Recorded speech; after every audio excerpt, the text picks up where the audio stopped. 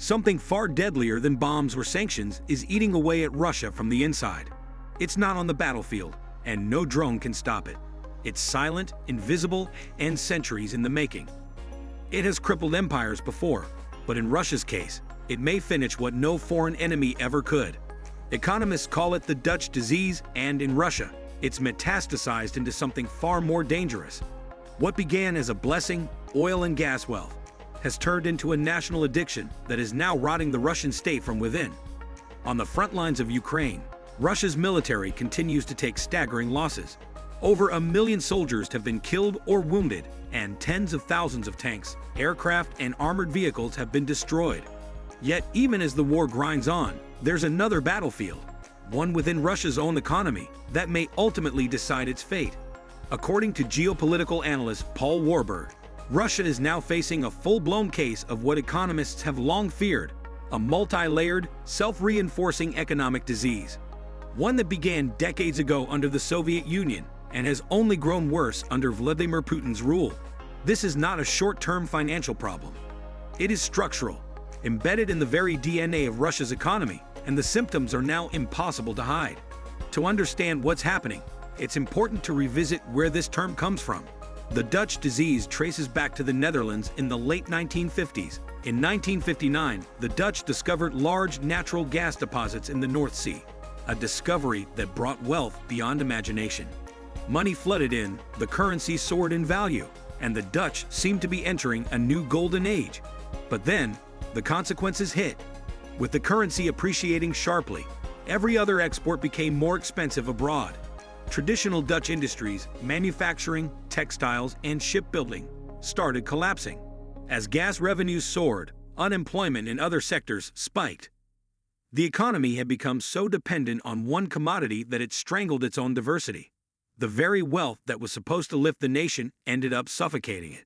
That phenomenon, the over-reliance on a single export sector leading to the decay of all others, is what economists later called the Dutch disease. Fast forward to today, and Russia is facing the most extreme version of this disease ever recorded. For decades, the Russian state has depended on oil and gas exports as its lifeblood. Those exports fund everything, from pensions and social programs to Putin's vast war machine. But as Warburg points out, the dependency has reached such a level that it now threatens to collapse the entire system. The first and most visible symptom is the breakdown of Russia's energy sector itself. Ukraine's long-range drone strikes have devastated Russian refineries, with dozens of key facilities destroyed or heavily damaged. The result is a domestic fuel crisis of historic proportions. In just the first 10 months of 2025, Ukraine has successfully targeted 21 of Russia's 38 major oil refineries, over half of the nation's refining capacity. Some refineries have been hit multiple times. These attacks have crippled production, leaving entire regions without gasoline. On October 14, Russia's own government admitted the scale of the crisis by ordering its Federal Anti-Monopoly Service to impose price caps on gasoline stations. But those caps are meaningless when stations have no fuel to sell. Across southern Russia, more than 220 gas stations, roughly 14% of all outlets in the region, have completely suspended sales. Lines stretch for miles at the few that remain open.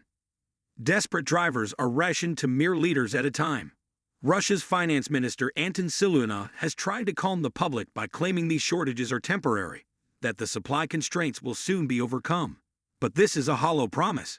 The real reason for the shortage is not poor logistics or market mismanagement. It's war. The drone strikes aren't going to stop. They are strategically designed to choke the Russian economy from within. Ukraine's campaign has forced Moscow into a humiliating position. A country that built its wealth on oil and gas now has to import gasoline from abroad. In early October, Russia began quietly reaching out to Asia to secure fuel imports, including from China and Belarus. The irony is staggering. China, one of Russia's largest buyers of discounted crude oil since the start of the war, is now selling that same oil back to Russia, refined, marked up, and profitable. What was once a relationship of mutual benefit has turned into one of exploitation. China has Russia trapped in a cycle where it profits on both ends, buying Russia's crude for cheap and reselling refined fuel at high prices. Beijing is playing the long game, and Moscow is its pawn. This vicious loop exposes the heart of Russia's problem. When a single industry dominates a nation, every other sector becomes a shadow of that industry. Russia's refineries, gas stations, logistics networks, even its rail and trucking operations all rely on oil revenues. When that stream falters, the entire economy shudders. And yet, the disease doesn't stop there. The geography of Russia's refineries compounds the problem. These facilities are deliberately spread across vast distances to minimize local transport costs. But now, with many of them destroyed, Russia has to move refined fuel thousands of kilometers using more fuel to transport fuel. The irony borders on absurdity. Each kilometer driven by a tanker truck burns the very resource that Russia can no longer afford to waste. The further the fuel travels, the more the crisis multiplies. As Warburg explains, this creates a self-devouring loop. Russia's solution to its fuel shortage, importing and transporting gasoline, only deepens its dependence and raises its costs. Over half of the country's regions are now officially experiencing gasoline shortages. In many areas, consumers are limited to just 10 or 20 liters per visit, barely enough to fill half a tank. When energy becomes scarce, the entire economy freezes. Trucks can't move goods. Farmers can't operate machinery. Small businesses relying on mobility begin to fail. What began as an external war is turning into an internal collapse. Unlike the Netherlands, which was able to correct its imbalance through democratic reforms and diversification, Russia's system offers no such path. The country is an oligarchy, a web of billionaires whose fortunes depend entirely on the perpetuation of the energy monopoly. As Warburg notes, in a democracy, leaders have incentives to fix systemic problems because public pressure demands it. In an oligarchy, leaders have every reason to maintain the system that enriches them. The few at the top grow richer while the rest of the country decays. That's exactly what's happening. While ordinary Russians face empty fuel pumps and rising prices, their oligarchs are thriving. In August, Newsweek reported that Russia's richest billionaires had increased their collective wealth by over $20 billion in just 1 year. With fuel shortages driving up prices, refinery owners and their political patrons are cashing in. For them, crisis is profit. For everyone else, it's survival. Beyond oil, Russia's manufacturing sector is crumbling. The Moscow Times reported that by mid-2024, the country's Manufacturing Purchasing Managers Index had dropped to 47.0, signaling contraction for the second consecutive month. This decline is no coincidence, with the economy built almost entirely on resource extraction. Other industries have withered. There's little incentive for innovation, no major Russian consumer brands, and minimal global competitiveness outside of raw materials. And when Putin himself orders to strangle foreign tech companies that could bring new investment, it becomes clear that control, not growth, is the regime's ultimate goal. The result is an economy that cannot evolve, only decay.